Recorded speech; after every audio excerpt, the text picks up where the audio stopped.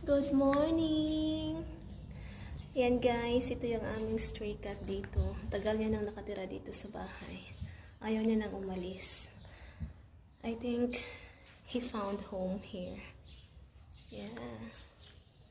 Kaso hanggang dito lang siya sa labas kasi may pusa kami doon sa loob.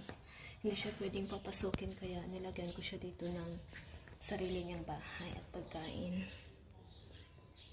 Yan, tuwang-tuwa yan siya pag nakikita niya ako.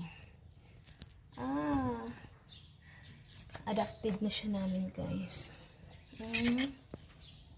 What do you want? I already feed you. Nabigyan na rin kita ng snack mo.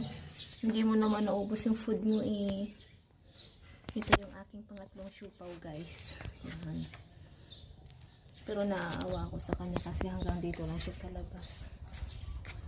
Hindi siya pwedeng pumasok sa loob, bawal kasi may dalawang pusa kami doon.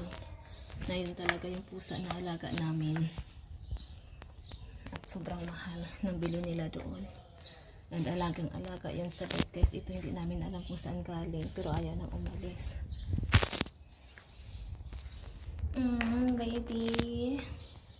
Don't worry. I take care of you. Cute mo pa naman.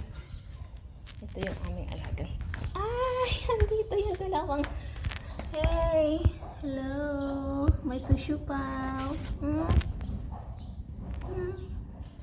Yan guys, pinasok ko sa loob yung aming mga labahan kasi ang nilabahan ko na pala yan kasi nga naambon. Hey, hey, hey, hey. Hi, tissue pal. Nasaan yung kapatid mo? Tumakas na naman, magtatago na naman. Oh. Okay.